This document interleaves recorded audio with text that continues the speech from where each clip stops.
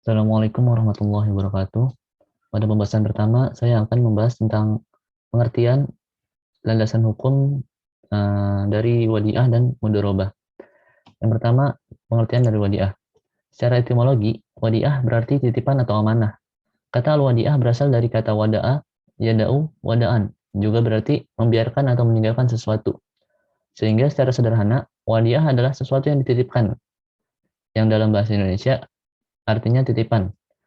Akad wadiah ini merupakan yang bersifat tolong-menolong antar sesama.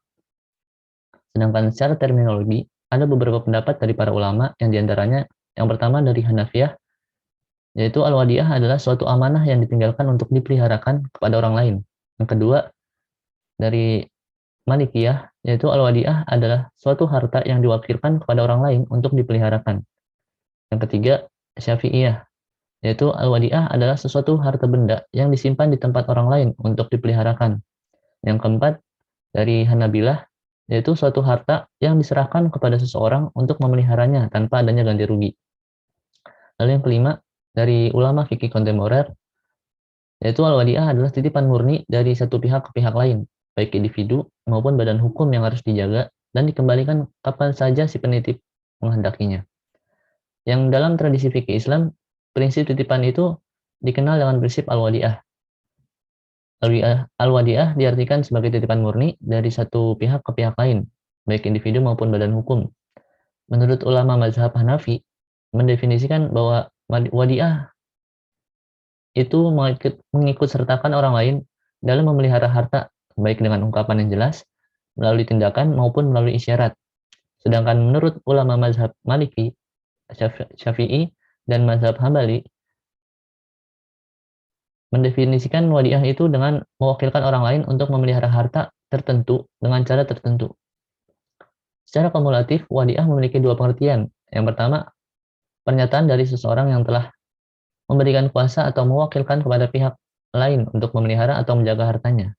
Dan pengertian yang kedua, yaitu harta yang dititipkan seseorang kepada pihak lain yang harus dipelihara dan dijaga. Selanjutnya, mengenai landasan hukum wadiah, yang pertama dari Quran surat An-Nisa ayat 58 yang berbunyi, A'udzubillahi minasyaitonirrajim. Bismillahirrahmanirrahim.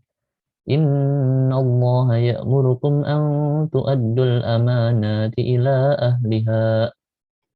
Yang artinya, sesungguhnya Allah menyuruh kamu untuk menyampaikan amanat kepada yang berhak menerimanya.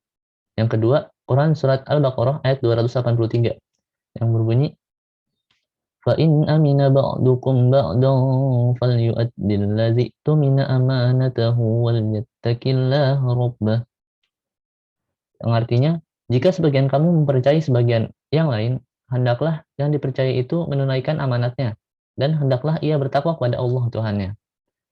Yang ketiga, dari hadis yang berbunyi, Abu Hurairah meriwayatkan bahwa Rasulullah SAW bersabda, sampaikanlah amanat kepada yang berhak menerimanya, dan jangan membalas khianat kepada orang yang telah mengkhianatimu. Hadis riwayat Abu Daud.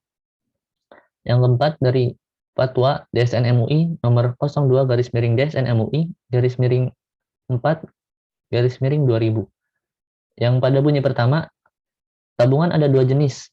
Yang pertama, tabungan yang tidak dibenarkan secara syariah, yaitu tabungan yang berdasarkan perhitungan bunga. Dan yang kedua, tabungan yang dibenarkan, yaitu tabungan yang berdasarkan prinsip mudharabah dan wadiah. Lalu yang terakhir, sumbernya dari hukum Undang-Undang Nomor 21 Tahun 2008 tentang perbankan syariah. Yang salah satu pasalnya pada pasal 1 ayat 20 yang berbunyi, simpanan adalah dana yang dipercayakan oleh nasabah kepada bank syariah dan atau UUS, unit usaha syariah, berdasarkan akad wadiah atau akad lain yang tidak bertentangan dengan prinsip syariah dalam bentuk giro, tabungan, atau bentuk lainnya yang dipersamakan dengan itu. Lalu yang kedua, kita akan membahas mudharabah. Apa itu mudharabah? Dalam fikih Islam, mudharabah merupakan salah satu bentuk kerjasama antara rob al-mal atau investor dengan seorang pihak kedua atau mudharib yang berfungsi sebagai pengelola dalam berdagang. Istilah mudharabah oleh fikih Hijaz menyebutkan dengan qirad. Mudharabah berasal dari kata dorb yang berarti memukul atau berjalan. Pengertian memukul atau berjalan ini lebih tepatnya adalah proses seseorang memukul kakinya dalam menjalankan usaha. Secara terminologi, para ulama fikih mendefinisikan mudharabah atau qirat ini dengan pemilik modal menyerahkan modalnya kepada pekerja untuk diperdagangkan. Sedangkan keuntungan dagang itu menjadi milik bersama dan dibagi menurut kesepakatan.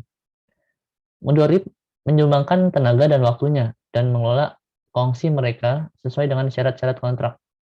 Salah satu ciri utama dari kontrak mudharabah ini adalah bahwa keuntungan jika ada akan dibagi antara investor dan mudharib berdasarkan porsi yang telah disepakati sebelumnya. Dan jika ada kerugian akan ditanggung sendiri oleh pemodal. Selanjutnya yaitu landasan hukum akad mudharabah ini. Yang pertama dari Quran surat Al-Muzammil ayat 20 yang berbunyi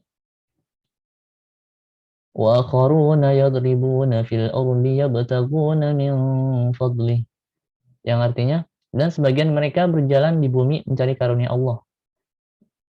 Nah, dari penggalan ayat tersebut terkandung artian diperbolehkannya akad mudharabah, yaitu bekerja sama mencari rezeki yang ditebarkan Allah di muka bumi. Yang kedua, dari hadis kisah pada masa Nabi Muhammad SAW yang berbunyi, Tuhan kami Abbas bin Abdul Al-Muthalib jika menyerahkan hartanya kepada seseorang yang pakar dalam perdagangan melalui akad mudharabah, dia mengemukakan syarat bahwa harta itu jangan diperdagangkan melalui lautan, juga jangan menempuh lembah-lembah, dan tidak boleh dibelikan hewan ternak yang sakit, yang tidak dapat bergerak atau berjalan. Jika ketiga hal itu dilakukan, maka pengelola modal dikenai ganti rugi. Kemudian syarat yang dikemukakan Abbas ibnu Abdul Al-Muthalib ini sampai kepada Rasulullah SAW dan Rasul membolehkannya. Hadis riwayat At-Tabrani. Dikisahkan pula pada zaman itu bahwa Nabi dan beberapa sahabat pun terlibat dalam perkongsian mudharabah. Menurut Ibnu Taimiyah, para fuqaha menyatakan kehalalan mudharabah berdasarkan riwayat-riwayat tertentu yang dinisbatkan kepada beberapa sahabat, tetapi tidak ada hadis sahih mengenai mudharabah yang dinisbatkan kepada Nabi. Lalu hukum selanjutnya dari fatwa DSN MUI nomor 115 garis miring DSN MUI garis miring 9 garis miring 2017 tentang akad mudharabah. Hukum selanjutnya juga dari fatwa DSN MUI nomor 07 garis miring DSN MUI garis miring 4 garis miring 2000 tentang pembiayaan mudharabah atau qirat. Selanjutnya fatwa DSN MUI nomor 50 garis miring DSN MUI garis miring 8 garis miring 2006 tentang akad mudharabah musytarakah. Lalu yang terakhir, hukum dari Undang-Undang Nomor 21 Tahun 2008 tentang Perbankan Syariah, yang salah satunya pada pasal 1 ayat 22 yang berbunyi, deposito adalah investasi dana berdasarkan akad mudharabah atau akad lain yang tidak bertentangan dengan prinsip syariah, yang menarikannya hanya dapat dilakukan pada waktu tertentu berdasarkan akad antara nasabah, penyimpan, dan bank syariah dan atau unit usaha syariah.